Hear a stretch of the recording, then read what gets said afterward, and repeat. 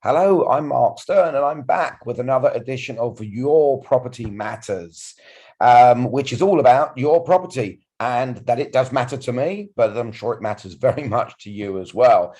And this is really just a little sort of, what do we call it now? I suppose we call them podcasts. No, podcasts is when we're just listening, isn't it? Webcasts, I don't know. I'm just making this video, I suppose, just to talk about where I am right now with the property market, where I can see it going, what it's doing at the moment. And really just feel free to interact with me, leave comments below the video of your thoughts. We can get into conversation, and feel free to call me on the number on the screen here. I think really the question that's on everybody's mind is what is now going to happen to the property market. And you have a nationwide view on it, which is pretty grim, that house prices will fall and they will tumble, and that's going to be it. And you have a localized view on it, which is where I'm coming from, because being in sunny Watford, although today it's really dreary out, I can only go on what I'm experiencing and what I'm seeing, and really the sort of people that I speak to.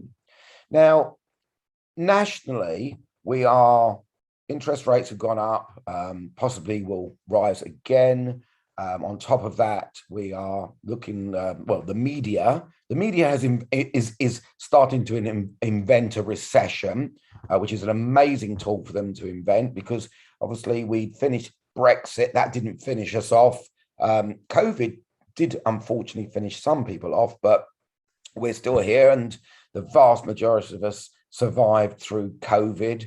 That didn't end the world and didn't end the world economy. So now they have to think of something else. Is the Queen alive? Is she not alive? Is she unwell? And on top of that, what is now going to happen to the property market?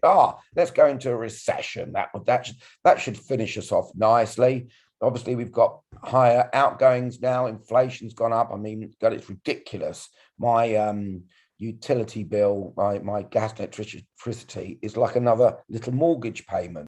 But what really matters is what you think, because you control the market. You're either going to buy or you're not going to buy. You're either going to sell or you're not going to sell. And really, what will happen?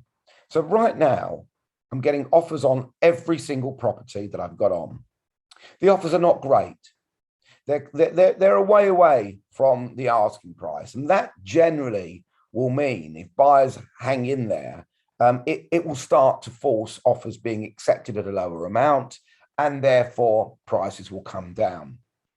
I'm doing my very best, being the loyal estate agent I am, working for my vendors to get them the price that I feel the property is worth, because the property still has the same value. It's still the same 4 walls, same floors, same amount of bedrooms, and same comparison as the latest ones that have sold. So in reality, if next door sold at 500,000, then yours should be selling for 500,000, depending on the demand. But what really will happen here is, let's just look at the worst case scenario, and let's just say that the market does start to slide down. Now, I'm going to exaggerate here, but stay with me, because this is just the way that my mind works.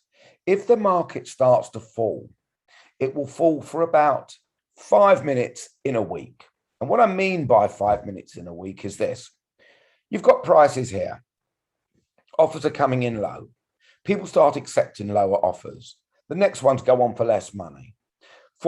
Prices start to fall and fall. As soon as they fall, what do you think buyers are going to do? They're going to buy, because the prices are less. It's obvious. So you're going to get all these buyers, and okay, it's harder to get a mortgage. I hear that. Interest rates are going up. I hear that. But there's still not a flood of properties on the market. Because there's not a flood of property on the market, there still is the right amount of buyers for the stock that's there.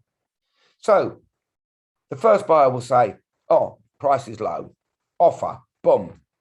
1 minute. And then the next ones will come along, and you start to get loads of buyers all offering on the same property. And what's that going to do? That's going to start pushing the prices up and up and up again.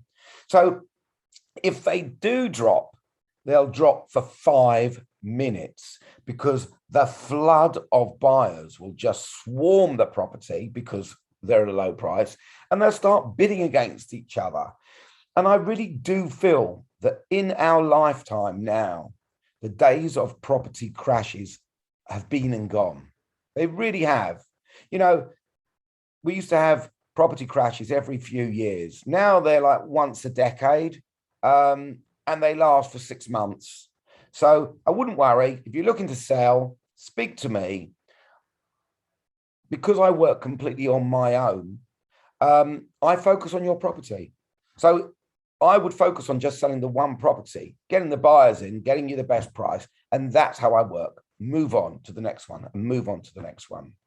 So I hope you found this, my opinion, hopefully you found my opinion informative. If you disagree, which I hope you do, please leave your comments in the box below, or feel free to call me. Tell me that I'm wrong, but I'm telling you what I'm experiencing. Have a great day. Mark Stern, your property matters to me.